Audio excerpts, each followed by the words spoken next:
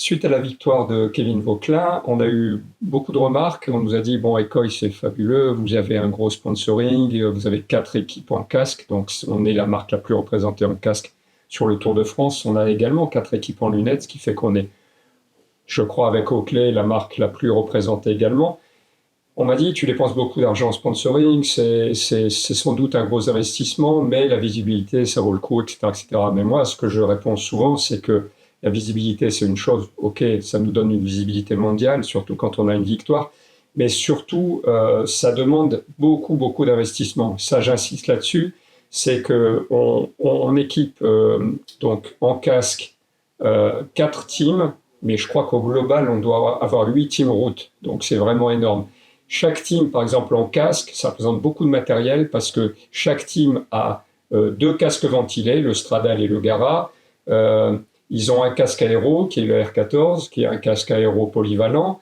Il y a le casque des sprinters, l'Aerodynamica, qui a été vraiment développé que pour les sprinters. Et quand on a un Arnaud Démare ou un Arnaud Delis ou un Pascal Ackermann, on est obligé de leur donner des casques rapides. Donc, ces casques ont été développés en soufflerie. Donc, ça a demandé du temps. Ils ont testé également. Ils sont sûrs que le casque, il est vraiment rapide comparé à des casques d'autres marques et par rapport aux anciens casques qu'ils portaient.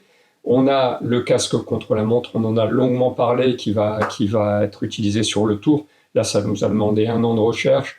C'est sans doute un des casques les plus rapides du marché. Donc, c'est beaucoup d'investissement aussi.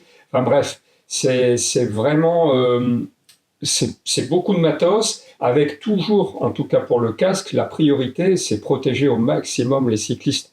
Et on sait qu'il y a beaucoup de chutes, que les cyclistes roulent, enfin les pros roulent à des vitesses incroyables, 60-70 km/h, c'est courant. Donc la hantise, c'est de les protéger au max. C'est pour ça qu'on a développé le Stradale avec Koroyd. C'est pour ça qu'on a le MIPS aussi sur le Gara.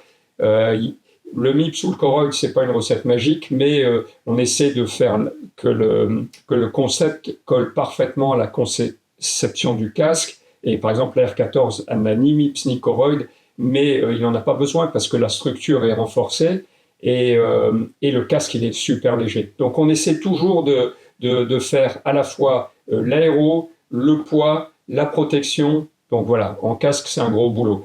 En textile, j'en parle même pas parce que textile, si je prends l'exemple des cuissards, chaque coureur a plusieurs cuissards toute la saison. Il y a le cuissard du début de saison qui est assez épais, qui permet de rouler en début de saison quand il fait froid. Il y a le cuissard de saison classique. Il y a le cuissard anti-abrasion. Il y a le cuissard été.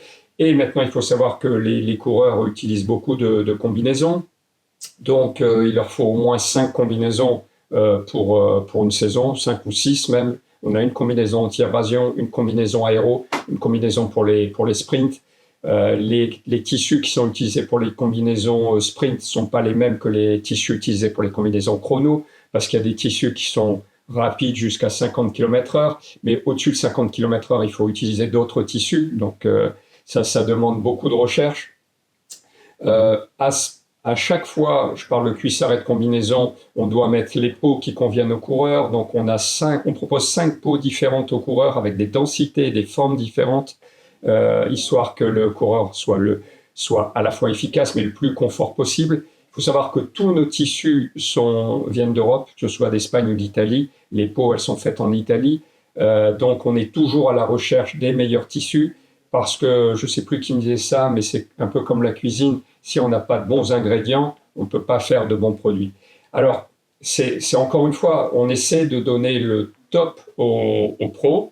Donc, ça demande beaucoup de temps. On a un responsable sponsoring qui est Stéphane Grossetto, qui est un ancien coureur pro, qui est très, très, très focus sur le matériel. Donc, lui, c'est le trait d'union parfait entre nos ingénieurs qui développent les produits, nos sous-traitants et les équipes. Il passe énormément de temps avec et les coureurs et nos sous-traitants et nos ingénieurs pour développer les produits. Donc, en conclusion, ok, on a de la visibilité, mais on passe beaucoup de temps. Et on investit également beaucoup pour les équipes pro. Mais il faut savoir qu'on considère les équipes pro, et nos équipes nous le disaient au départ du Tour, vous êtes une des rares marques qui écoutez autant nos remarques, et quand on vous dit quelque chose, en général, ça débouche tout de suite sur un nouveau produit, tout de suite sur des innovations.